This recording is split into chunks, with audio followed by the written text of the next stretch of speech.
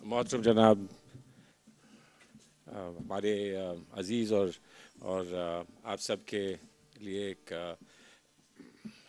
एक चमकता हुआ एक कौमी एक स्तंभ, एक पिलर हमारे रहमान खान साहब और सभी मौजूद साथी यहाँ मौजूद हैं।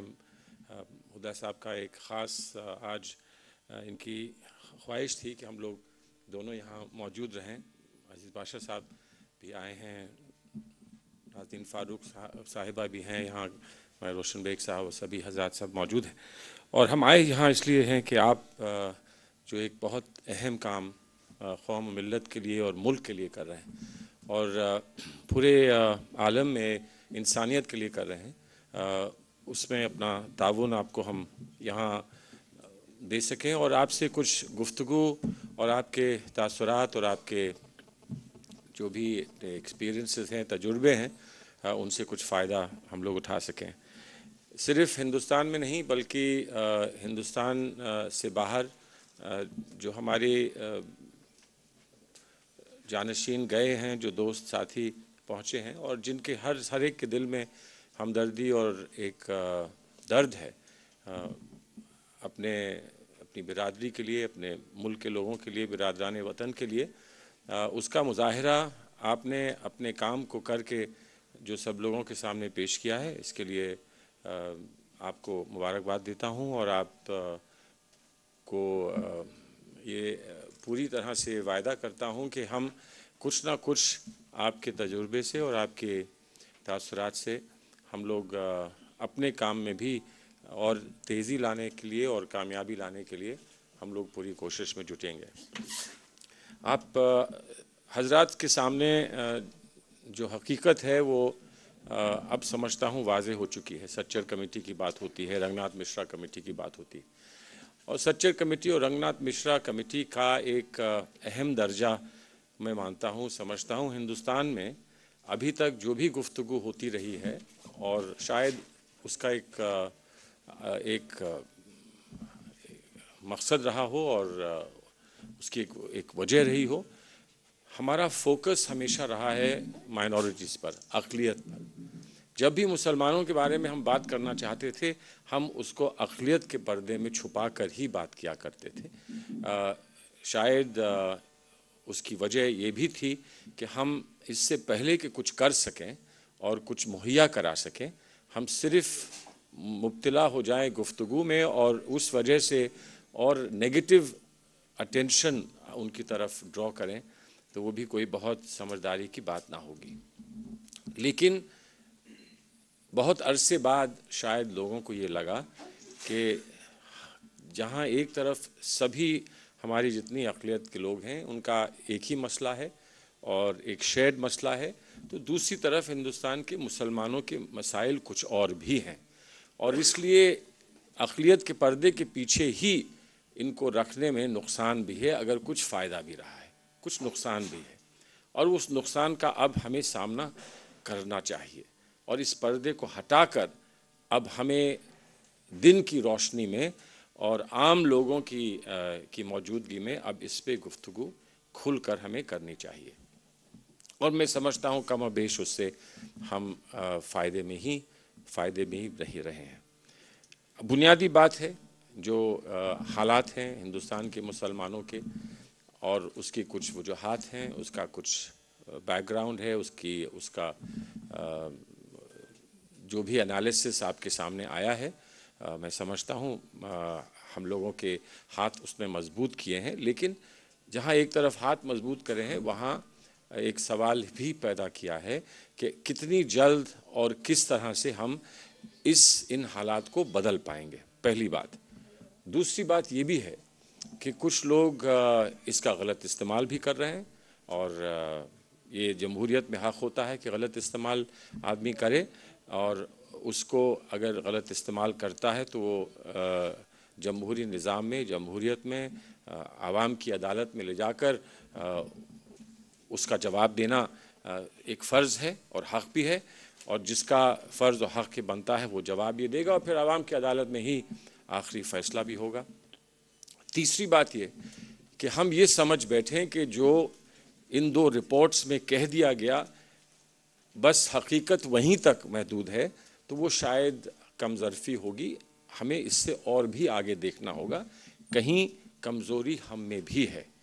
अगर इतना अच्छा काम बिहार अंजुमन और 2 सर्कल्स कर सकते हैं, अगर इतना अच्छा काम आपके बीच में से नौजवान बच्चे निकलकर आरटीआई और आरटीई में कर सकते हैं, तो और हम लोग क्यों नहीं कर पाते। कहीं ना कहीं हमारी कमज़ोरी है। अक्सर पार्लियामेंट में हम देखते हैं और जगह हम देखते हैं, दलितों का सवाल उठता है, हर पार्टी के सारे ही मेंबरान एक हो जाते हैं, 50, 60, 70, 80 लोग एकदम एक जगह खड़े हो जाते हैं, एक आवाज़ में एक ही बात की डिमांड करते हैं।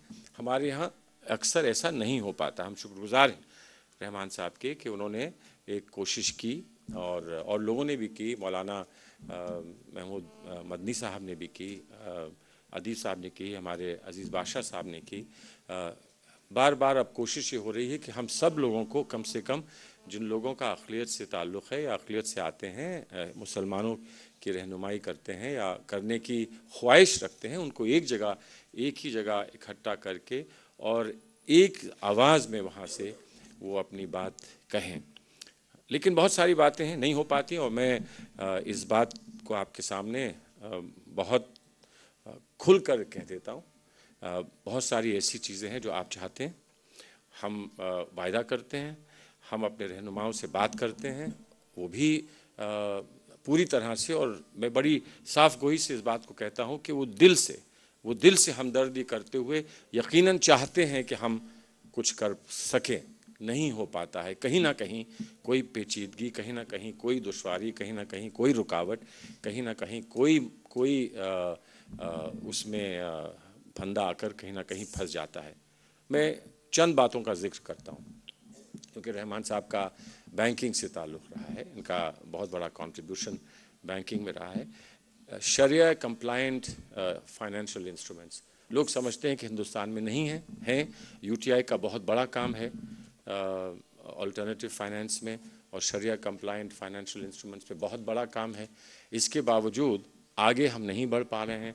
इसके बावजूद बैंकिंग सिस्टम में हम इसको एक नए पहलू को समझने की कोशिश नहीं कर पा रहे हैं। वज़ीर आज़म ने मलेशिया में जब इस बात को किसी ने उठाया था, तो शायद इशारा भी किया कि रिज़र्व बैंक से वो अब कहेंगे कि इस पर आप फिर से गौर करें। और रिज़र्व बैंक की एक रिपोर्ट भी पहले 6-8 साल पहले एक रिपोर्ट भी है, जिस रिपोर्ट में कुछ इशारे किए गए हैं, लेकिन उसको अब आगे हम नहीं ले जा पाए। लेकिन वो एक बात हुई, जामिया और अलीगढ़ का मुस्तकिल बात उठती है, और उनके अक़लियती किरदार का मसला उठता है। मेरा ये मानना है कि जामिया और अलीगढ़ के अक़लियती किरदार का मसला है, लेकिन उसको जिस नज़रिए से पेश किया जाता है वो गलत है, और उसको अगर हम समझें तो शायद हमको कामयाबी और आसानी से मिले, और आगे इसको और तेज़ी से बढ़ाया जा सकता है। कुछ कानूनी उसमें पेच है जो मैं समझता हूँ गलत है, उसको सुप्रीम कोर्ट को ही दूर करना है। सुप्रीम कोर्ट का फ़ैसला था, 5 जजेस का था, उस 5 जजेस के फ़ैसले को हम आगे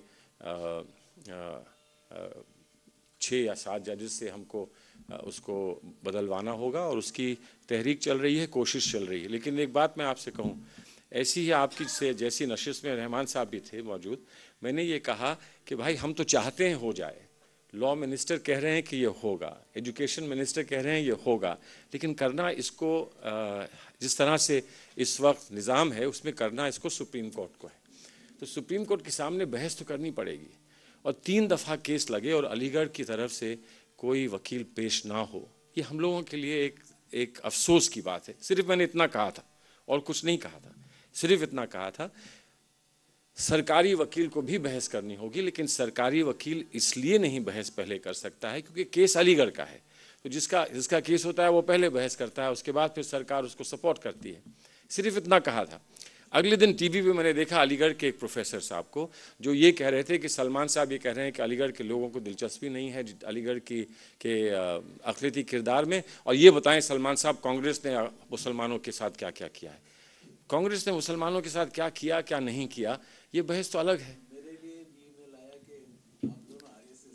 हम दोनों से आरएसएस हैं। तो मेरा अच्छा, ये आपके लिए भी आगे, तो आप तो मुझसे आगे बढ़ गए। तो बहरहाल एक ही लिया। तो अब देखिए, अब आप देख रहे हैं कि मसला क्या है।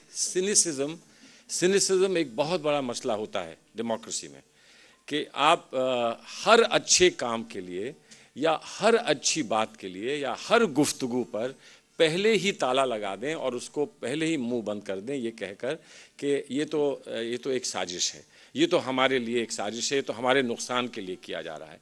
बड़ी अफसोस की बात है, बड़ी अफसोस की बात है।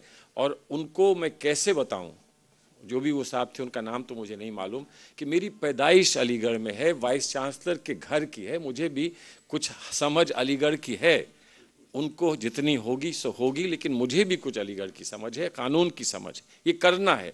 जामिया का मामला सदीक़ी साहब के कमीशन के सामने है। अभी आप लोगों ने अमेंडमेंट किया है, उस एक्ट में अमेंडमेंट किया है ताकि यूनिवर्सिटीज़ पर उनका जो जुरिस्डिक्शन था वो नहीं लागू होता था। अब हमने अमेंडमेंट करके उनको यूनिवर्सिटीज़ का जुरिस्डिक्शन भी दिया है और शायद अगले महीने उस केस की अब सुनवाई होगी। उसमें भी हम कोशिश कर रहे हैं कि किसी तरह से जामिया और अलीगढ़ का मसला ये हल हो।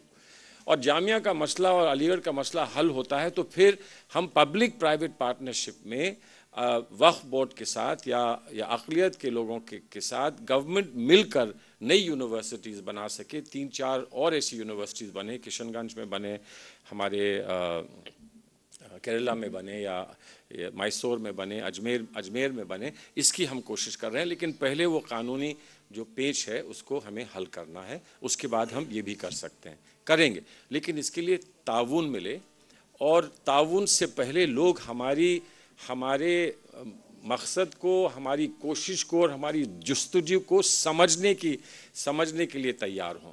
समझ पाएँ ना समझ पाएँ वो अलग बात है, लेकिन कम से कम तैयार हो जाएं और कूद कर एकदम किसी टीवी चैनल के सामने कहकर हर कोशिश पर पानी ना फेर दें।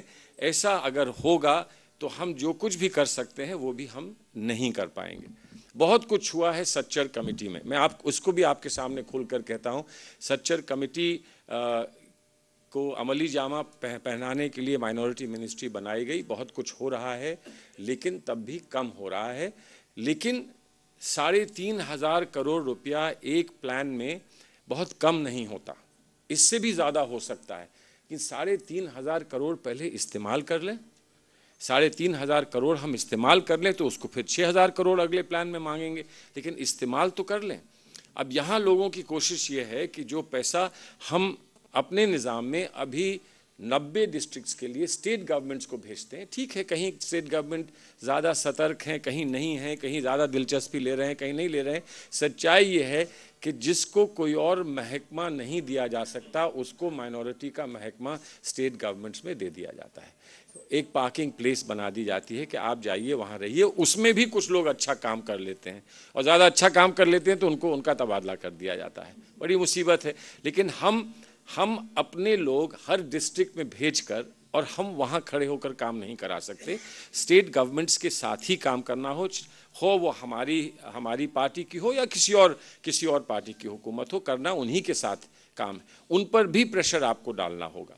3,500 करोड़ रुपया खर्च होगा, 90 डिस्ट्रिक्ट्स में खर्च होगा। मैं उम्मीद करता हूं रहमान साहब भी इसमें मदद करेंगे कि आने वाले वक्त में हम 90 डिस्ट्रिक्ट से बढ़ाकर उनको 120 से 130 डिस्ट्रिक्ट्स कर सकें, जहां 15% आबादी है। अभी 25% पर कट ऑफ है, जहां 15% आबादी है, हम वहां तक इसको ले जाएं।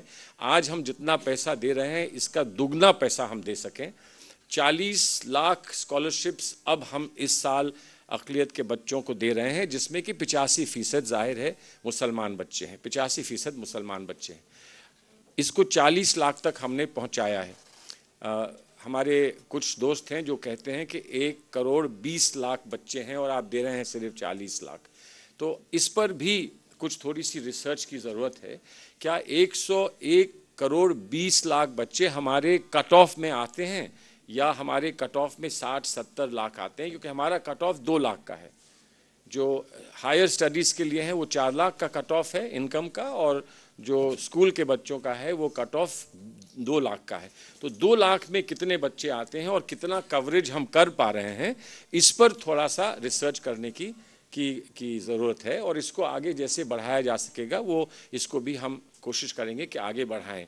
हमारे मौलाना आज़ाद फाउंडेशन में जो हम मदद कर पाते हैं एनजीओज़ को, जो स्कूल और सोशल वर्क कर रहे हैं, जो इंस्टीट्यूशंस बना रहे हैं, उनकी हम मदद कर पाते हैं। वहाँ पैसा अब कम पड़ गया है क्योंकि हम उसमें सिर्फ जो डिपॉजिट्स हैं, डिपॉजिट्स की इनकम पर ही हम पैसा देते हैं। अब क्योंकि इंटरेस्ट रेट्स घट गए हैं, इस वजह से पैसा कम मिल पाता है। हम 60-70 एनजीओज़ को ही साल में मदद कर पाते हैं। लेकिन वहाँ भी मेरी कोशिश ये है और मैंने फाइनेंस मिनिस्टर को लिखा है कि जब हमारे मैनिफेस्टो में ये कहा गया था कि हम इसका पैसा डबल करेंगे तो 700 करोड़ से इसको 1400 करोड़ कर दीजिए। शायद कहीं गलतफहमी में इसको 350 करोड़ से, जो उस वक्त हमारे पास पैसा था, और 700 करोड़ जो हमको इस प्लान में मिलना है, तो उसको 700 करोड़ तक ही मान लिया गया है। हमने उसके लिए भी गुजारिश की है कि इसको 700 से 1400 करोड़ रुपया इसी आने वाले बजट में कर दिया जाए ताकि हम कम से कम 200-250 एनजीओज़ को हर साल मदद कर सकें और इसका एक मूवमेंट हम आगे बढ़ा सकें। अभी पब्लिक कॉन्टैक्ट बहुत कम है माइनॉरिटी मिनिस्ट्री का और इस पब्लिक कॉन्टैक्ट को हम बढ़ाना चाहते हैं। एक नेटवर्क, जैसे आप लोगों के इदारे हैं, आप लोगों के इदारों के साथ एक नेटवर्क हम बनाना चाहते हैं। जैसे अगर बिहार अंजुमन काम कर रही है तो बिहार अंजुमन के साथ पब्लिक प्राइवेट पार्टनरशिप का जो एक तस्वुर है, कॉन्सेप्ट है, तो how we can engage with you और एक नेशनल नेटवर्क हमारा बन सके एनजीओज़ के साथ, माइनॉरिटी एनजीओज़ के साथ, ताकि हम और करीब से आप लोगों के साथ काम कर सकें। ये भी हमारी कोशिश है। Ultimately it's the voice that will count. हमारी वॉइस कितनी है? यहाँ आप लोग बहुत कम हैं इस वक्त, लेकिन ज़हीन है, आप लोगों को तजुर्बा है, आपके दिल में दर्द है, and you are committed, dedicated people, और and you are utilising modern scientific tools, which I believe is the best thing that we could be doing, because while we have to preserve our traditions, we have to learn about how you deal with the world of the 21st century, and I think it's remarkable that that is how we are now being able to do it. But ultimately, convergence is needed. We need quality, enlightened leadership across the board in this country. And I want to share with you, I went to Bombay recently and I asked some friends, please allow me an access to some young Indian Muslims who are successful in Bombay in business. And I'd like to talk to them. And about 40 of them turned up. 40 of them, each one highly successful, top performer in this country, either as a professional or as an industrialist, or as a businessman, an entrepreneur. And I told them that none of you take interest in public life and politics. You don't know what is happening in Delhi. You're so busy in Bombay. In your own way, you probably contribute something to your community. But on the national landscape, we don't see you at all. Nobody knows about you. And so when we go looking for new names and faces for people that we can put in important positions, we're only looking around Delhi. There are the same limited number of 20 faces that we have to keep looking at. So please come out. It is important that you claim your space in the landscape of Indian democracy. That is important. और आप भी जो अच्छा काम कर रहे हैं, नेक काम कर रहे हैं, आपसे भी ये इल्तिजा और गुजारिश है कि जो हमारी जमहूरियत का स्टेज है, उस पे भी अपनी जगह और अपने हक मांगने के लिए आगे बढ़िए और मांगिए। और उम्मीद है कि ये तहरीक बन जाएगी और आगे बढ़ेगी, तो आपका जो मकसद है, जो ऑब्जेक्टिव है, उसमें आप और ज़्यादा कामयाब होंगे, जल्दी कामयाब होंगे और एक लास्टिंग इम्पैक्ट अपनी जनरेशन का हिंदुस्तान के कैरेक्टर पर और हिंदुस्तान के प्रोफाइल पर आपका पड़ सकेगा। मैं चाहता हूँ कि जब अमेरिका का प्रेसिडेंट आए, हिंदुस्तान आए, कायरो जाता है तो वो मुसलमानों की बात करता है, इंडोनेशिया जाता है तो वो मुसलमानों की बात करता है, वो हिंदुस्तान आता है तो वो मुसलमानों की बात नहीं करता, हिंदुस्तानियों की बात करता है, मुसलमानों की बात नहीं करता। कोई वजह तो है। क्या हिंदुस्तान का मुसलमान इतना छुपा हुआ है, इतना खोया हुआ है कि बाहर से कोई आता है जो चाहता है दस्तक करना आपके दिल पर, लेकिन वो ये नहीं उसको अंदाज़ा होता कि यहाँ भी कुछ लोग हैं, और शायद हमारी पूरे दुनिया के सबसे अजीम अगर कहीं पर मुसलमान हैं तो वो हिंदुस्तान में हैं, लेकिन हम दिखते नहीं। So my request to you is, please be seen, please be noticed, please ask for your space under the sun, and India will be greater for that. Thank you very much.